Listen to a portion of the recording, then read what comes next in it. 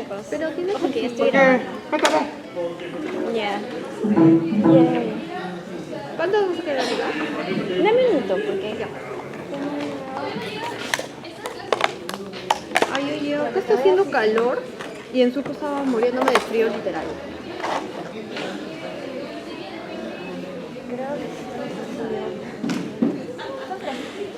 Tres salidas. ¿Tienes sencillo?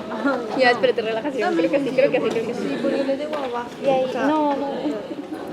Tengo soles. A ver, le voy a decir abajo. Sencillo. Toma, amigo, ahorita traigo tu vuelto, Lucas. Le voy a decir a Franco. Amigo, feliz cumpleaños. Ahorita te traigo tus 2 soles. Gracias. Gracias a ti, amiga. Voy a comer y escribir, no te eches mi vida, bro.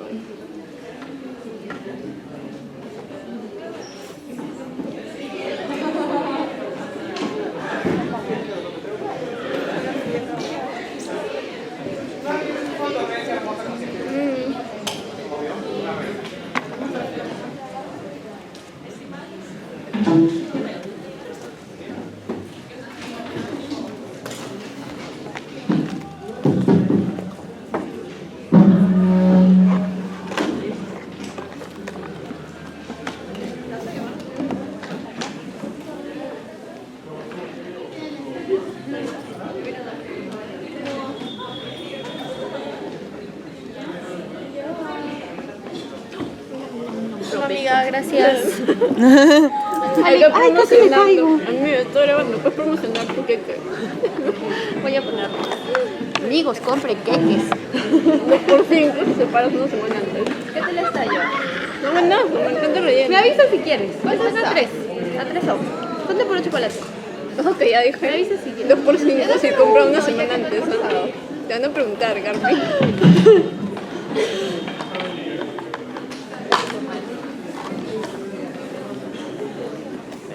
Este relleno lo hace buenazo.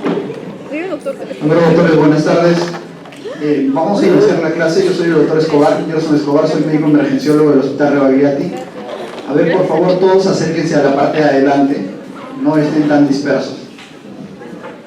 Los de atrás de una vez.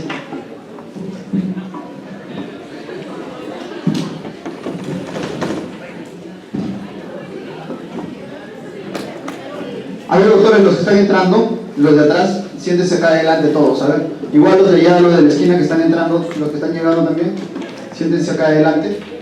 Y una vez para comenzar lo más rápido posible, porque son 2 teorías hoy.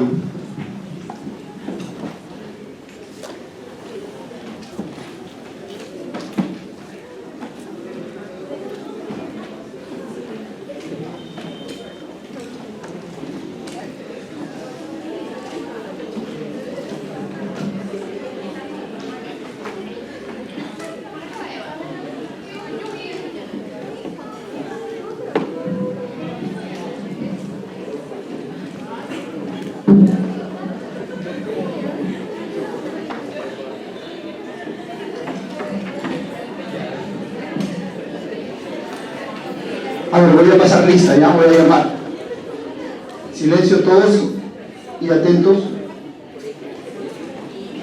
Abreu Carbonero.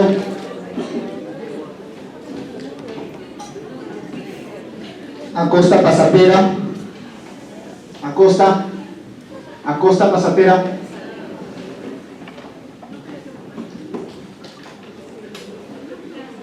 Alegre Carpio. Ángeles Salcedo. Arroyo Vázquez.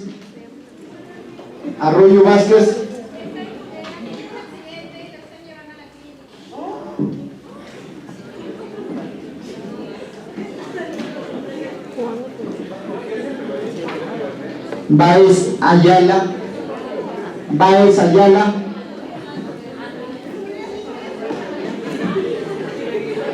Barrios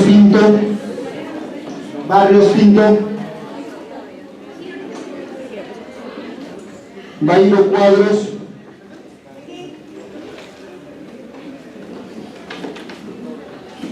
Benítez Barriga.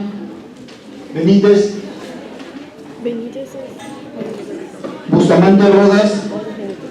Bustamante Rodas. Pucha, hermano.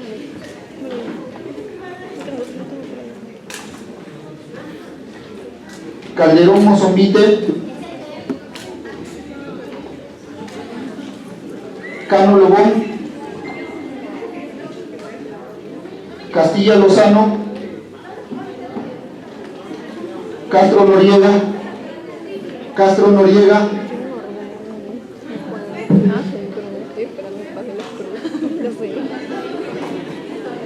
Cerón Uribe. Cerón.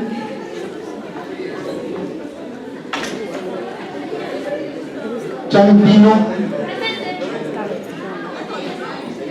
Collazos Jara. Collazos Jara. Díaz García. Díaz García. Figari Llosa. Figari Llosa. Garavito Lozano. González Pirca.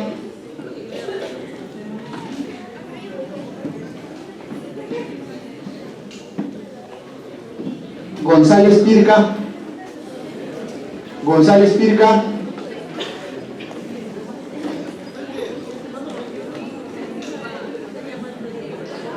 Honorio Quirós. Guapaya Atahui. La Serna Gamarra. La Serna Gamarra.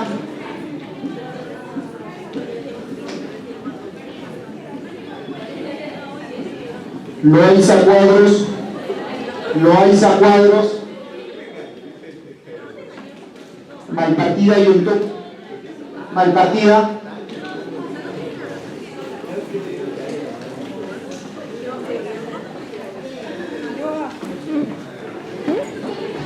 Mayoría Vargas. Mayoría Vargas. ¿Sabes si me llamaron? No, ha llamado Alexis. Pero por supuesto chequea ahorita que lo Alexis está Mejía fuera. Milena. A veces viniste para arriba. Mora Jaro.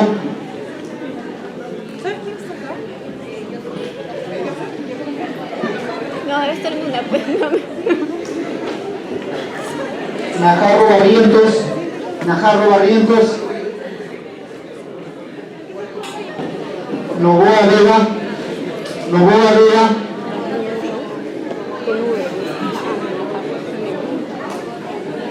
Ortega Quispe. Ortega Quispe.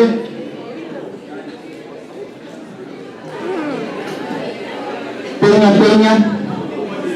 Peña Peña. No, y luego fue internado todos con drogas de nivel. Peña Peña. Mónica,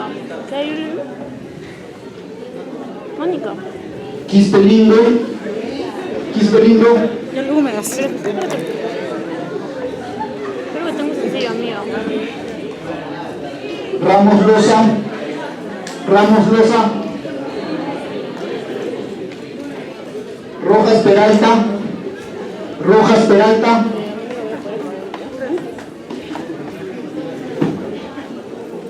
Salas Pinillos. Salas Pinillos. Los fracasos de la vida. Santillán Canorio.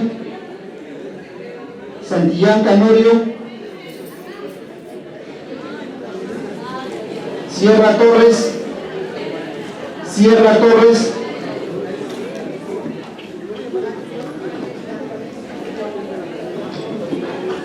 Soto Jutile.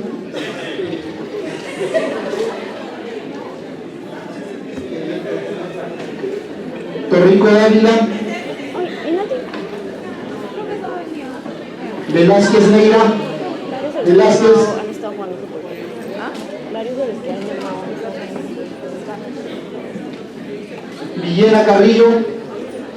Villena Carrillo. Zabaleta Tapia. Zabaleta Tapia.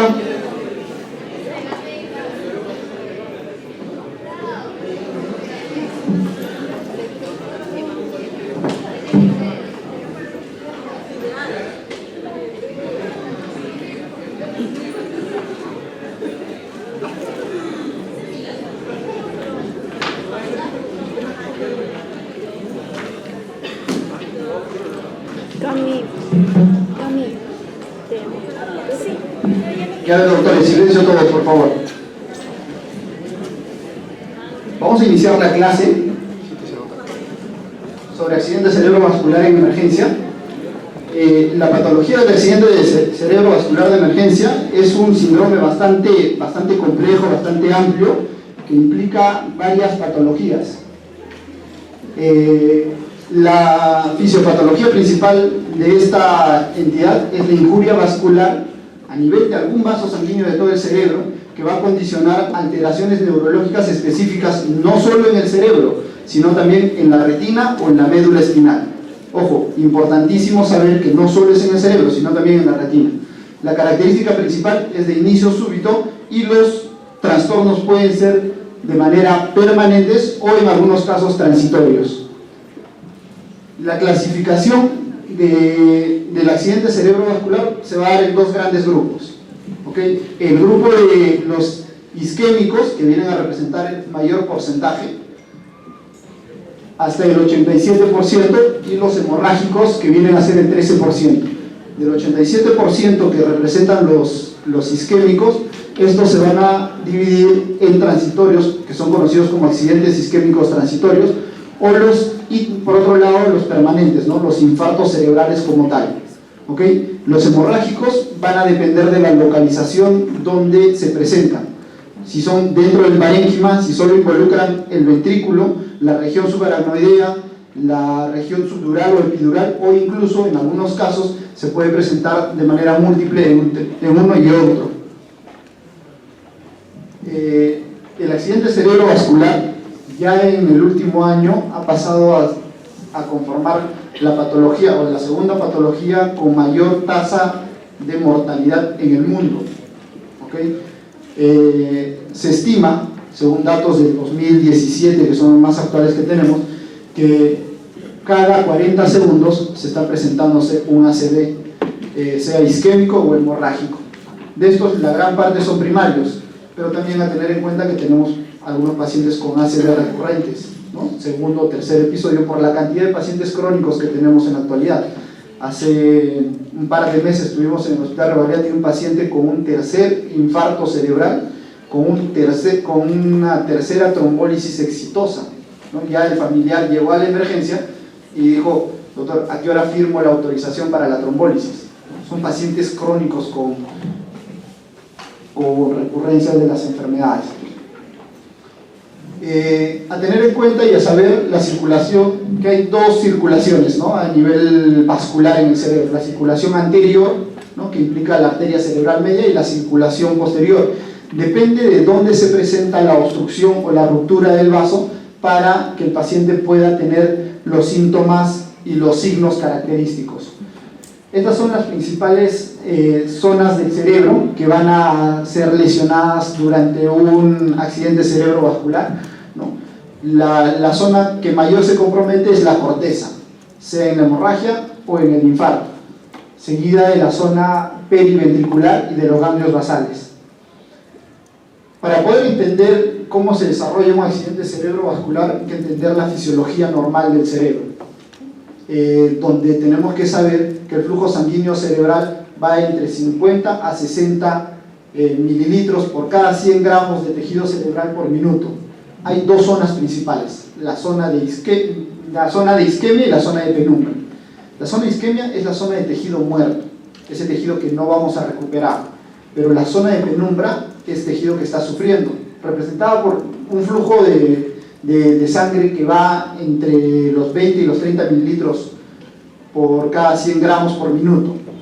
Acá es donde se va a enfocar la mayor parte del tratamiento: prevenir que las lesiones secundarias en la hemorragia cerebral dañen esta zona, y en el infarto cerebral prevenir de que siga sufriendo esta zona. ¿A través de qué? De reperfusión. Los factores de riesgo son múltiples.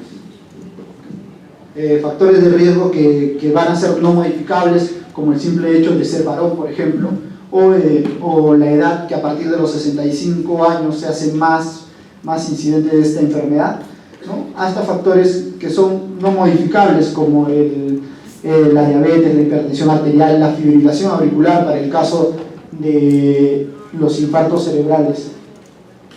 Ahora vamos a hablar de la patología más frecuente, que es el infarto cerebral, ¿no? Sobre esto, en los últimos años se ha hablado muchísimo.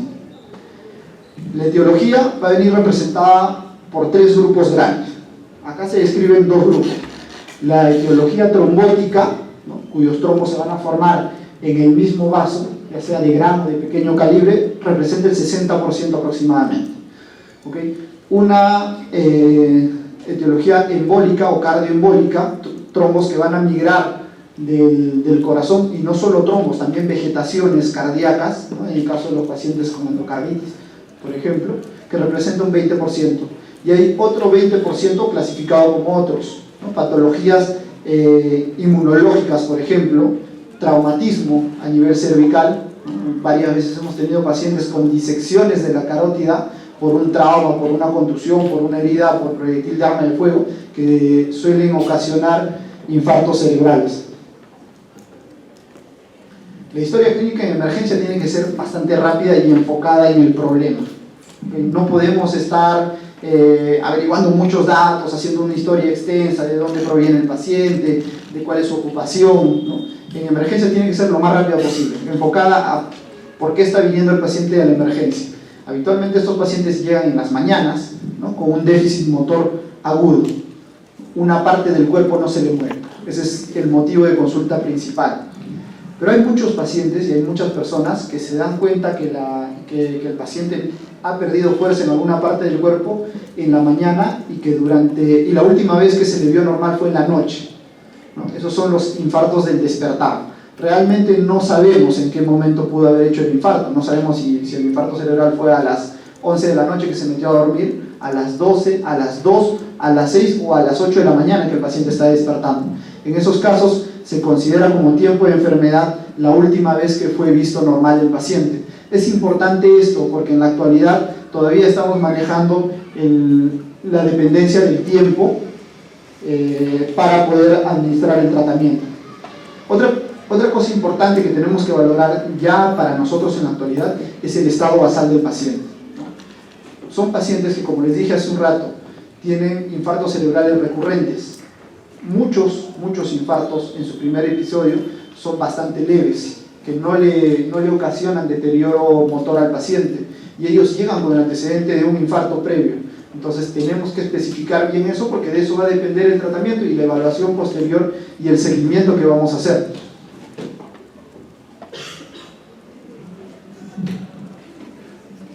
Cuando evaluamos al paciente en la emergencia tenemos que saber el A, B, C, ¿okay? A de vía aérea, B de ventilación y C de circulación. Para nosotros es importante esto, no solo es evaluar la parte neurológica del paciente, sino saber si este paciente está ventilando bien, porque puede ser el caso de que el paciente haya perdido el conocimiento de manera súbita después de levantarse, ¿no? Pero resulta que este paciente tiene el estado de conciencia tan deteriorado que amerite, por ejemplo, intubación para proteger la vía aérea, ¿no? Y eso lo tenemos que hacer antes de las siguientes evaluaciones, ¿okay? Y valorar el NIS. No sé cuántos de ustedes tengan una certificación en NIS. Que levante la mano el que tiene. Nadie. Y a pesar de que la certificación NIS es gratuita, hay una página, si ustedes ponen en internet, en Google, NIS en español, tienen un instructivo, ¿no?, que es gratuito, que tiene 6 niveles y que todo médico está obligado a por lo menos saber el nivel A, para que de esa manera podamos evaluar a un paciente con sospecha de infarto cerebral. ¿Por qué? Porque esto nos da severidad, nos habla del tamaño de la lesión. Es distinto hablar de un paciente que tiene un NIS de 3, de 4, de 5 o 6, y hablar de un paciente que tiene un NIS de 25, un NIS de 30, por ejemplo. ¿Ok? Y también nos va a hablar del pronóstico. Distinto a la emergencia que llega un paciente con alteración de conciencia, con un gran compromiso de la corteza, y un paciente que solo tiene déficit motor en el miembro superior derecho, por ejemplo, ¿no? Tiene hasta 13 ítems, ¿no? Es bastante práctico. A los que rotan conmigo en las prácticas han visto que utilizamos bastante el celular, ¿no? Pero no utilizamos ni para chatear, ni para ver videos. sino porque hay escalas y podemos utilizar. Por ejemplo, el MDCalc es un aplicativo que nos puede ayudar a utilizar el NIS en el momento de la evaluación del paciente, porque realmente recordar todo esto es complicado, no les voy a mentir, es bastante complicado. Lo que sí tenemos que saber es evaluar cada uno de los puntos. Y va a depender del NIS para poder valorar la severidad del cuadro. Es, como les decía, distinto hablar de un infarto o un stroke menor, que va hasta 4, infarto leve, y es distinto hablar de un infarto severo, mayor a 21, ¿no? Incluso el tratamiento actualmente es distinto ya para estos pacientes. De los exámenes auxiliares a tener en cuenta, básicamente las neuroimágenes, ¿ok? ¿Para qué pedimos neuroimágenes? ¿Para qué pedimos tomografía?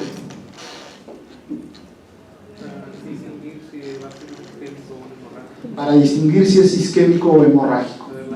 ¿Para qué más? Localización. Podría ser localización. ¿Qué más? Tiempo. Sí, puede ser tiempo. La zona de isquemia y la zona de penumbra. Y sí, actualmente el enfoque del infarto cerebral ya no está solo en relación a sacarle una tomografía cerebral al paciente. Estamos en la obligación de tomarle una tomografía cerebral sin contraste. ¿Con qué finalidad? Descartarle la hemorragia cerebral, ¿ok? Pero también tenemos que hacerle en algunos casos una angiotomografía. ¿Para qué? Para saber cuál es la extensión o el tamaño del trombo que pueda tener el paciente. Porque sabemos que trombos mayores a 8 milímetros de longitud no van a responder a trombólisis endovenosa, ¿ok? Para ver qué tan buenas colaterales tiene el paciente. Y eso lo vemos con una angiotomografía.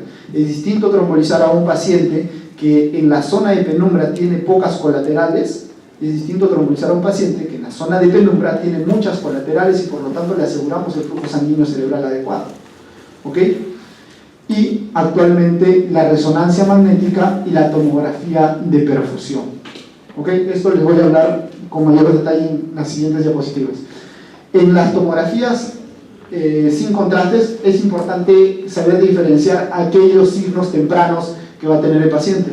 Y no solo es ese signo de la cuerda que nos dicen los libros, ¿no? Hay otros más, que lo vamos a ver ahora. Y en los exámenes de laboratorio, en el hemograma básico, glucosa. Además, el paciente desde que nos llega al triaje debería tener una glucosa, ¿ok? Un hemoglucotés. Se los digo por experiencia. Cuando fui residente de tercer año estuvimos a punto de trombolizar un paciente con 42 de glucosa. Le corregimos y el paciente ya no tenía déficit motor. Así que lo más importante siempre que llega el paciente con déficit motor agudo es tomarle una glucosa, el hemograma completo para ver sobre todo plaquetas y el perfil de coagulación, porque algunos pacientes son anticoagulados. Acá voy a mostrar algunas imágenes.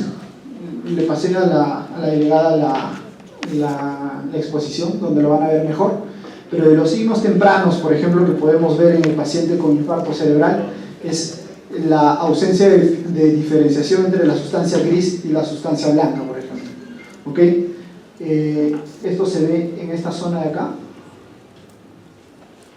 pérdida de diferenciación, y en la zona superior también de esta imagen. Desviación de la mirada. Muchas veces podemos decir, no, pero no hay nada en la tomografía, y resulta que en la tomografía el paciente y llega a la emergencia con el paciente con los ojos cerrados, y por ahí no se le ocurrió abrirle o verle las pupilas, ¿no?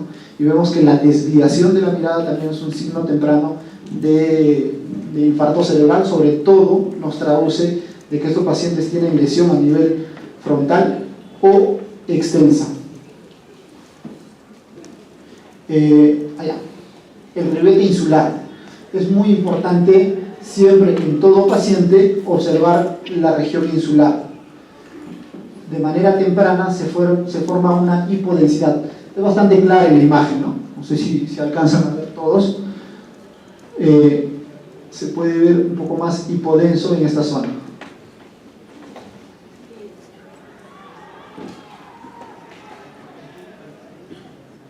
la hiperdensidad de la arteria que está obstruida, y no solo esto de acá, ¿no? Esto está a nivel de la arteria cerebral media, ¿no? Es bastante evidente. Realmente son pocos los casos que llegan así, y los que llegan con este signo tienen un deterioro neurológico bastante marcado. Pero tenemos que ver no solo esa zona, sino no solo el segmento M1 de la arteria carótida, sino el segmento M2 y M3. Y miren en el segmento M2 cómo también hay una hiperdensidad de la arteria. También es un signo temprano de infarto cerebral. El ASPEX es un score validado donde le ponen una nomenclatura a cada segmento del cerebro a nivel de distintos cortes, donde se ve una alteración, una pérdida de la diferenciación de la sustancia gris y la sustancia blanca, o donde encuentren una hipodensidad, le va restando puntos, de tal manera que en un ASPEX menor a 7 tienen más o tienen un alto riesgo de sangrar cuando damos tratamiento con trombólisis. Esta es la tomografía por perfusión, un concepto nuevo que ha entrado en los últimos 5 años, y tener en cuenta que los infartos no solo van a ser a nivel de corteza, sino también en la región posterior del cerebro, en la fosa posterior. Son aquellos pacientes que vienen con síntomas como vértigo, como diplopia, disfagia, ¿no? Son pacientes que muchas veces van a llegar a la emergencia con vértigo, los clásicos vértigos, ¿no? Y los médicos lo que hacemos es le ponemos dismenidrinato, hexametasona, los hidratamos, mejora el paciente y lo mandamos a su casa. Regresan al día siguiente con persistencia de los síntomas, hasta que por ahí a alguien se le ocurre sacarle una tomografía y encuentran lesiones bastante extensas en el cerebelo. El diagnóstico diferencial, los grandes simuladores de infarto cerebral, como les dije al principio, la hipoglicemia. Eso sí tiene que estar en su cabeza, eso es hasta pregunta de examen. ¿Okay? El posictal, las convulsiones y el posictal, ¿no? El síncope, alteraciones estructurales a nivel del cerebro, por ejemplo los abscesos cerebrales, los cánceres, las neoplasias, los tumores cerebrales también suelen originar déficit motor agudo. Muchas veces nos preguntan, ¿no? ¿Y cómo es que un tumor, ¿no?, que está creciendo de manera progresiva te puede producir un déficit motor agudo? Los tumores sangran. Los tumores tienen infartos cerebrales, hacen infartos en sus tejidos que son muy vascularizados. Eso sí te genera déficit motor agudo.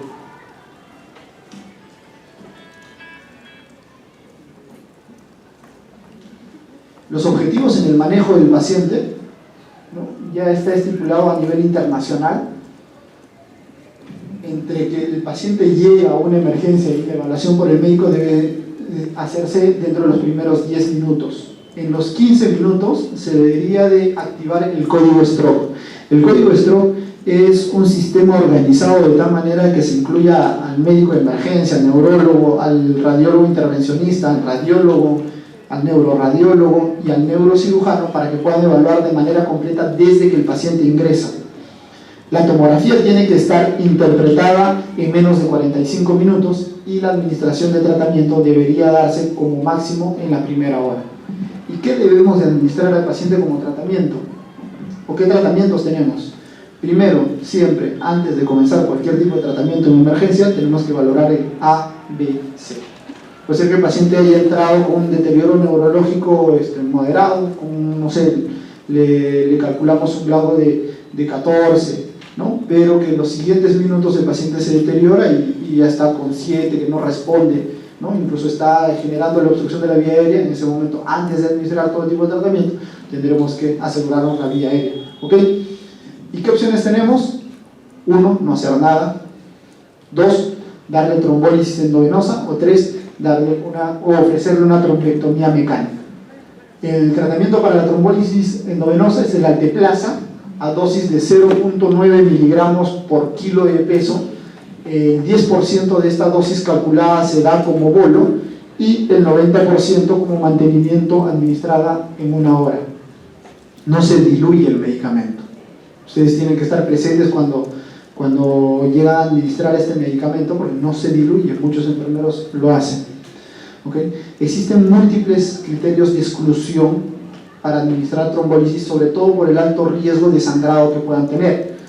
El infarto cerebral en los 3 meses previos, el trauma craneal severo, la cirugía, sea en la médula o en el cerebro, también en los 3 meses previos, historia de hemorragia intracerebral, alguna lesión gástrica que condicione sangrado, sea una úlcera o una neoplasia. En aquellos pacientes que utilizan anticoagulantes orales, tenemos que tener la certeza de que este paciente tenga un INR menor a 1.7, porque mayor este valor contraindica el tratamiento, o que no haya plaquetopenia.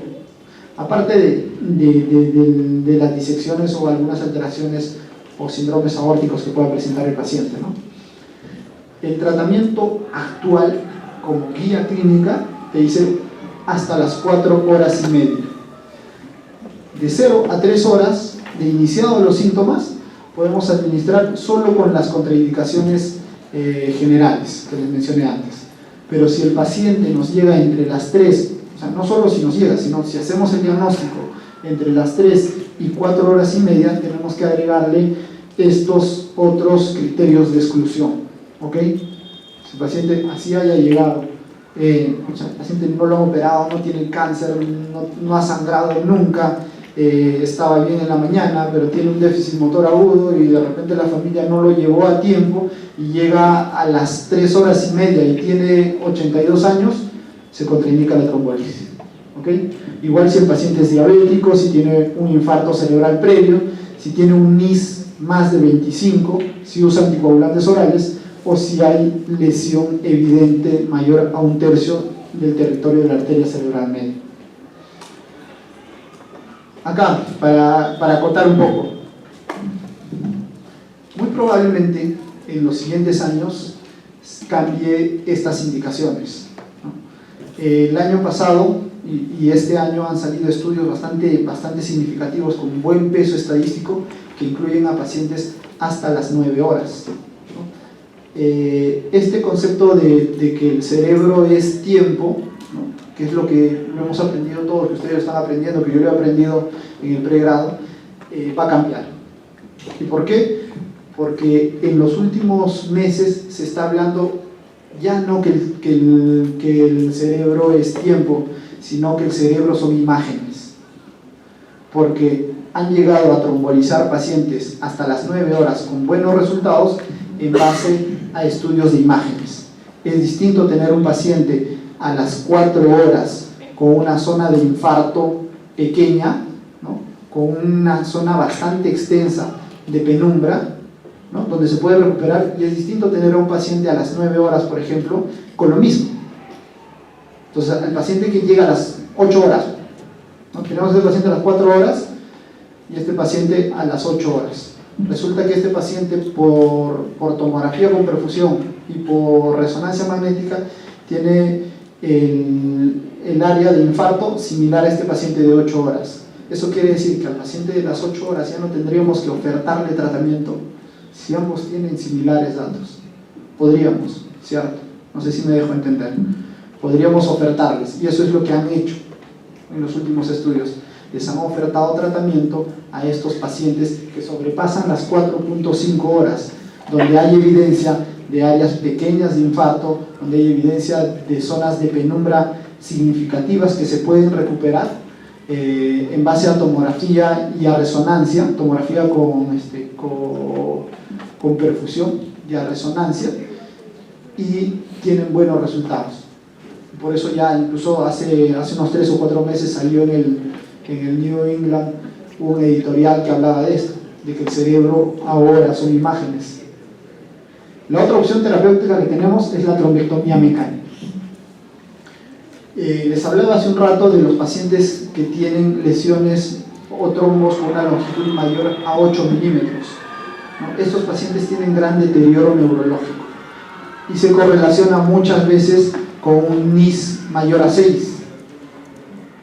Y la obstrucción habitualmente está a nivel de la arteria cerebral media en su primer segmento. Entonces estos pacientes deberían de ir directamente a trombectomía mecánica. Esos son los principales criterios para poder valorar, y el año pasado han salido 2 estudios, ¿no? el Down y el Diffuse, que prolongan la terapia con trombectomía mecánica hasta incluso las 24 horas, bajo ciertos criterios, ¿no? Ya no solo teniendo en cuenta estos 5 criterios iniciales, que son clínicos y tomográficos, sino ya teniendo en cuenta criterios con resonancia. Una vez más, les vuelvo a hablar, ya no solo depende del tiempo, sino depende de imágenes.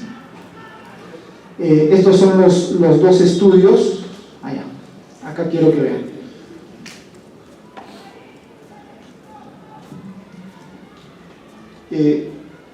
Terapia médica, ¿no? Vean cuántos pacientes tenemos con ranking 3 y con ranking 4, ¿no? Y vean, así a grandes rasgos, cuántos pacientes con terapia endovascular hasta las 16 horas tenemos con ranking 3 y con 4. Realmente es menor, ¿cierto? Lo mismo sucede al otro lado.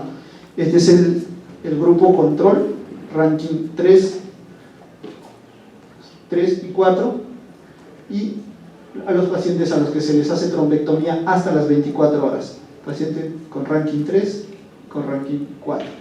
Realmente es menor, ¿no? Entonces, ya se ha determinado que para grupos escogidos de pacientes que cumplan criterios, sobre todo de resonancia magnética y de tomografía por perfusión, se les puede hacerles trombectomía mecánica hasta las 24 horas.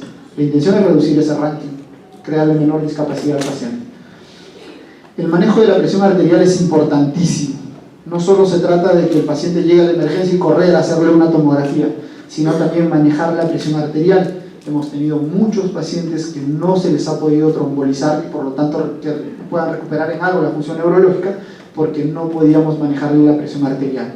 Las metas son, si el paciente no va a ser trombolizado, déjenlo, que no se preocupe mucho por la presión arterial. La presión hay que mantenerla menos de 220 sobre 120, ¿ok?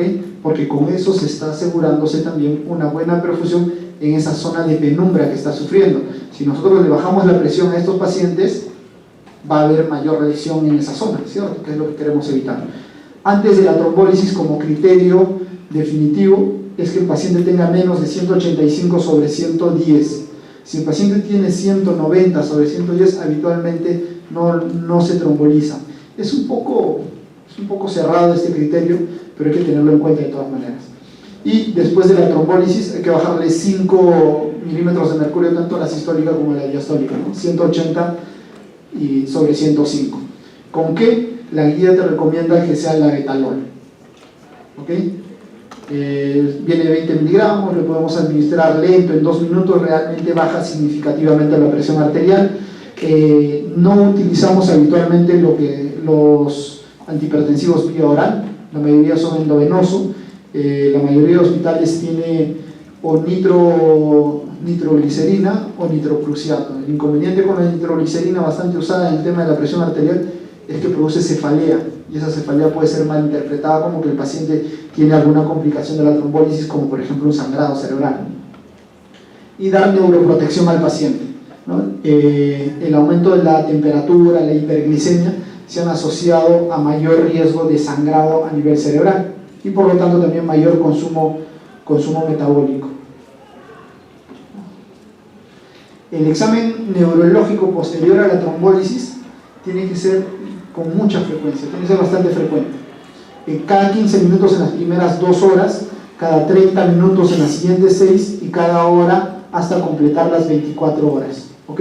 Con la finalidad de evidenciar mejoría o en todo caso deterioro neurológico del paciente que implique tratamiento inmediato, ¿no? Vigilar vía aérea y bueno, los accesos periféricos porque son zonas de función que pueden producir sangrado al paciente. El ataque isquémico transitorio forma parte de estas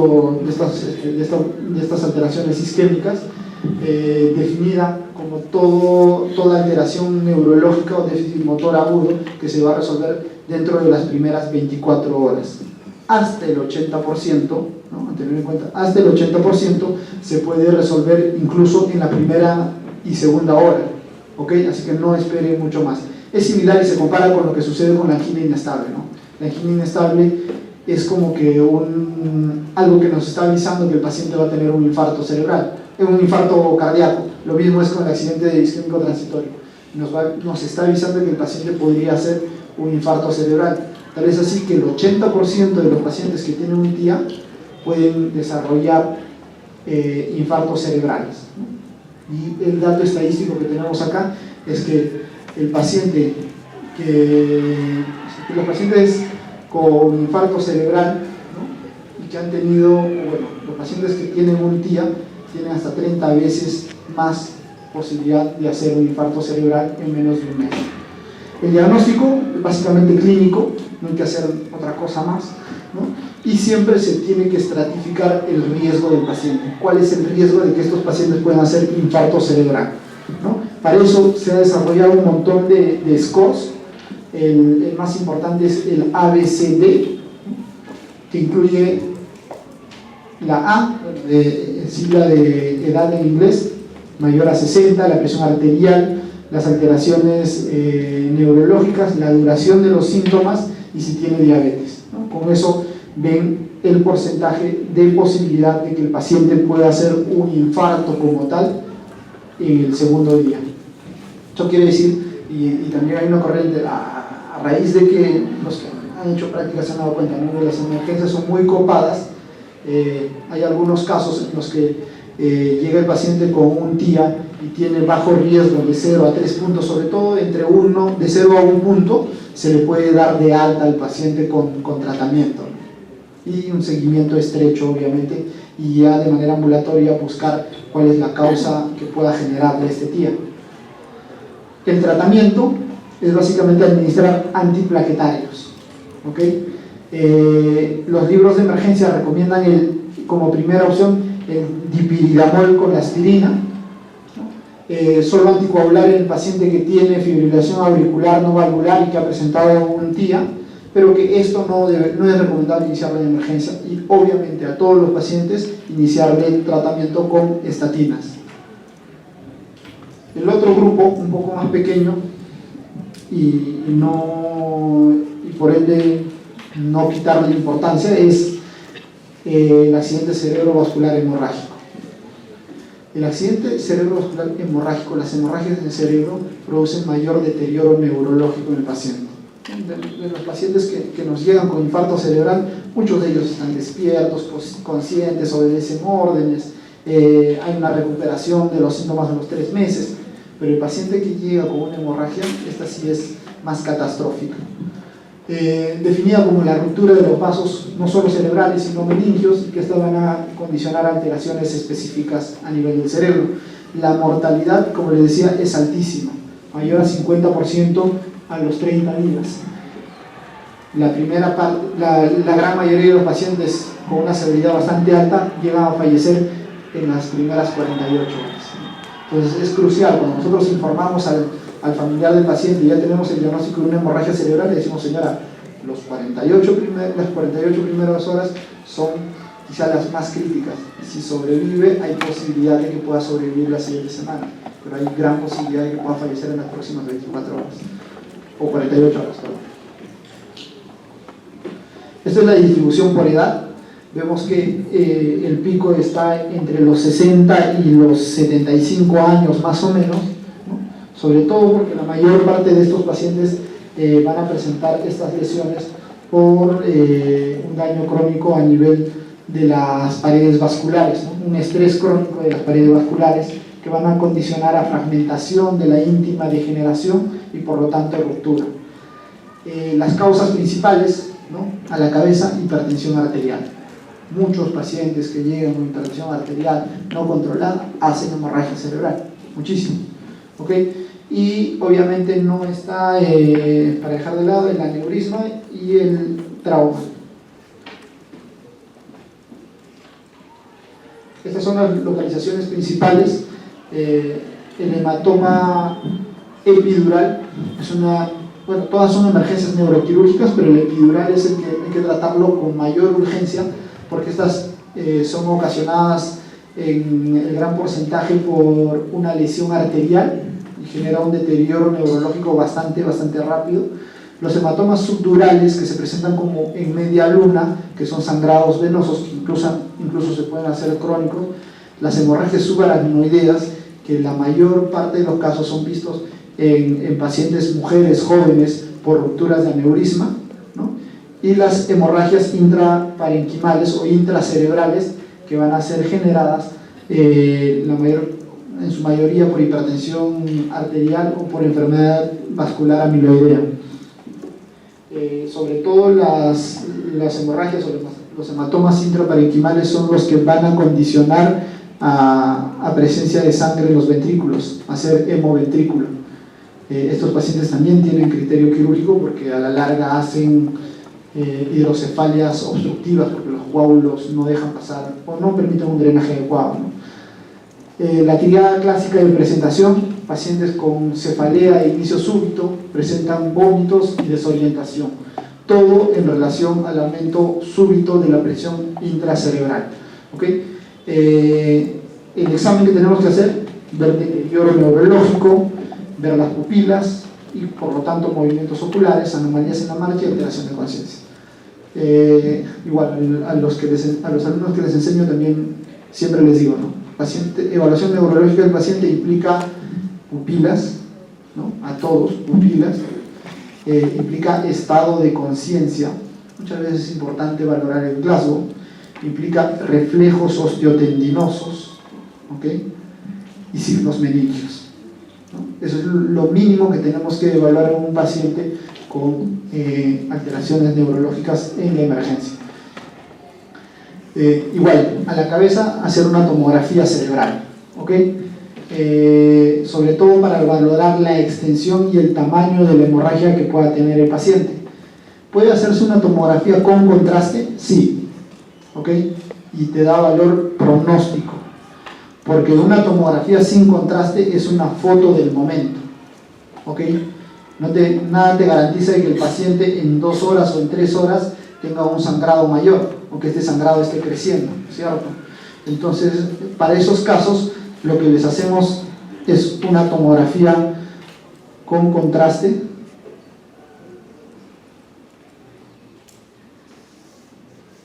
Habitualmente en las tomografías con contraste, lo que se llega a ver, ¿no? Este es un angio, el punto que pueden ver acá, y en esto no se nota bien, pero hay una zona central donde hay una hiperdensidad, donde se observa fuga de la sustancia de contraste, ¿no? Ese es el signo de spot.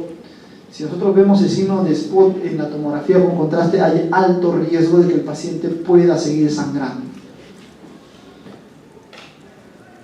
Tenemos que tener en cuenta también, para hablar de pronóstico, ¿no?, el índice de hemorragia cerebral, que es importantísimo. Igual, está en el celular, ¿no?, pero esto es en lo que se incluye, ¿no?, una puntuación de Glasgow al ingreso del paciente, el volumen de la hemorragia cerebral, si el paciente tiene hemorragia en el ventrículo, si es infratentorial o si tiene más o menos de 80 años. Pueden ver que si el paciente tiene 4 puntos, tiene 97% de mortalidad a los 30 días. ¿Okay?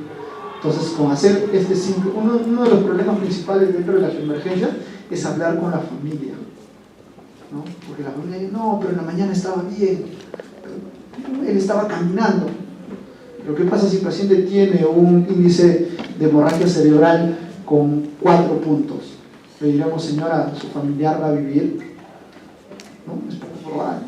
Quizás le llegue a generar gran deterioro neurológico, pero el paciente tiene alta mortalidad, y eso hay que decirlo de frente, lo más sincero posible, porque eso nos genera problemas después en las emergencias.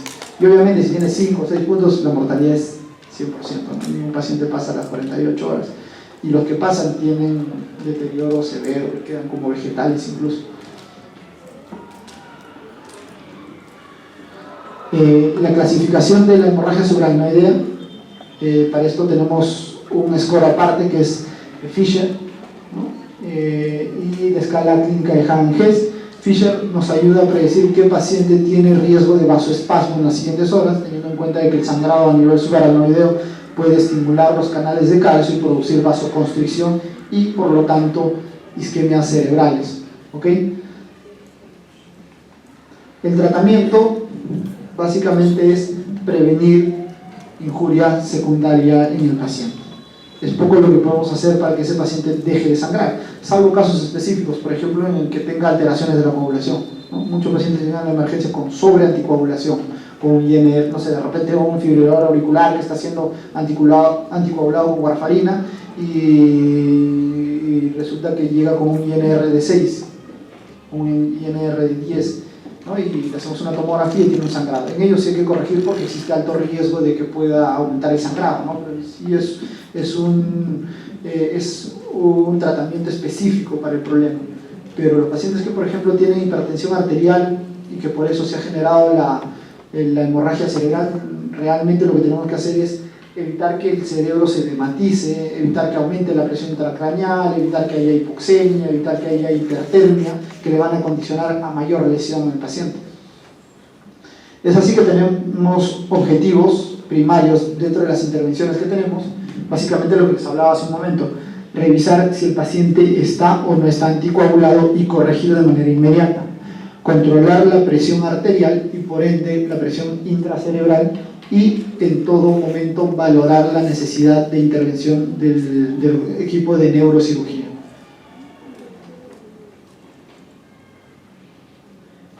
La presión arterial se ha hablado mucho también en los últimos años.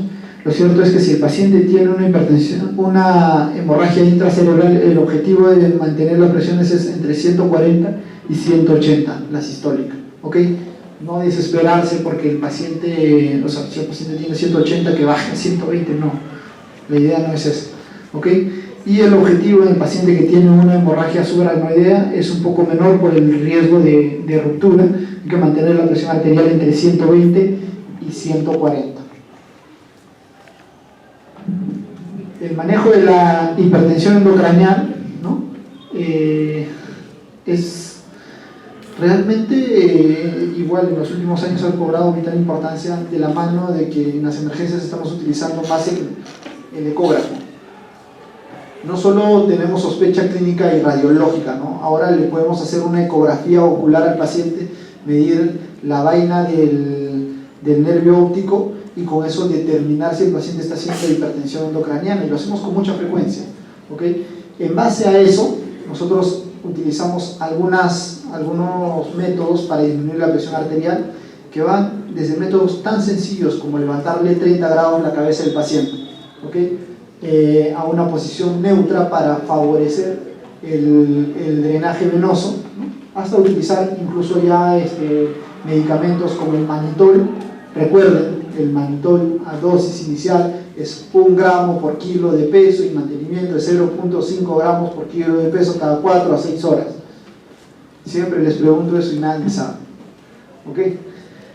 También se puede utilizar solución salina hipertónica y en todo caso, si ya el paciente va a entrar a la sala de operaciones o el deterioro neurológico es bastante severo, darle soporte ventilatorio mecánico y a través de eso ir estableciendo una presión de CO2 entre 30 a 35 para generarle algo de vasoconstricción cerebral y disminuirle las presiones intracerebrales.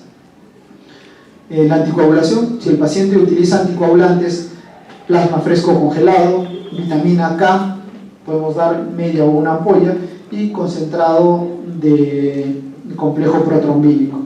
Si el paciente usa antiagregantes, no se recomienda transfusiones. Hace unos años sí se hablaba de las transfusiones del paciente con antiagregantes, transfusiones de plaquetas, ahora no, ¿ok? En algunos casos podríamos dar desmopresina, ¿no? Y si el paciente utiliza heparina, darle el sulfato de protamina. Intervención neuroquirúrgica, siempre valorar de manera temprana, previene la herniación, disminuye la misma toxicidad que pueda generar la sangre en el cerebro, ¿no? Ya se ha demostrado con un estudio del 2013 que en los pacientes que tienen necesidad neuroquirúrgica, el manejo pronto, incluso dentro de las primeras 6 horas, mejora el pronóstico, y tiene un mejor ranking a los 3 meses. Esto es importante y también se tiene que llevar para siempre, no solo si es que ven una emergencia, sino si ven a un familiar. Si el paciente tiene una hemorragia en fosa posterior, es una emergencia neuroquirúrgica de tratamiento inmediato. No se tiene que demorar en estos pacientes. Simplemente se les hace el riesgo quirúrgico que venga el neurocirujano y a sala de operaciones, porque el espacio es más pequeño. ¿Okay? En el otro, en la región supratentorial, ¿no? Podemos jugar con esto de la teoría de Kelly Monroe, con el compromiso con el flujo sanguíneo, con el contenido intraventricular, con el tejido cerebral, pero a nivel de fosa posterior no podemos hacer eso. ¿Okay? Y por lo tanto estos pacientes van directamente a sala de operaciones para craniotomías descompresivas. Bueno, parte de la literatura que se utilizó. ¿Preguntas? ¿Dudas?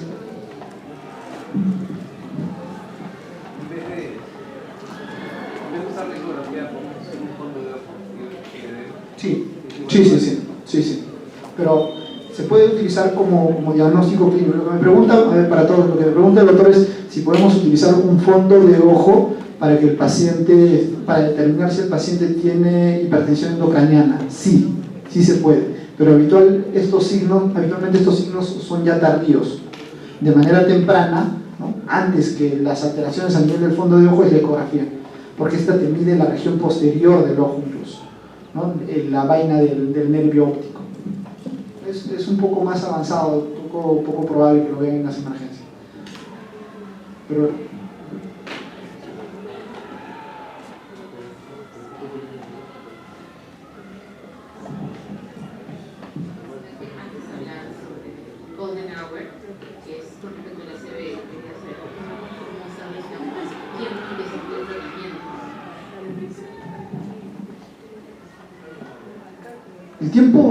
el tiempo ya ha sido estipulado con los estudios, ¿no? Hay estudios desde el INTERAC, que salió en el año 98, publicado en New England, donde especifican que estos pacientes debería darse el tratamiento entre las primeras 3 horas.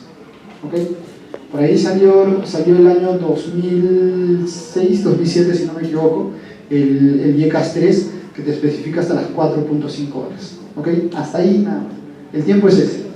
¿Okay? Salvo estos dos estudios, el de FUSE 3 y el DAO, que te hablan de trombectomía mecánica hasta las 24 horas. Hay un estudio actual que salió este año en mayo de trombólisis endovenosa, teniendo en cuenta la resonancia magnética hasta las 9 horas, ¿ya? Pero no está estipulado como guía a nivel internacional. ¿Okay? En tiempo no hay nada más, no hay que hablar de más. Eso es lo que nos especifica hasta ahora las guías clínicas.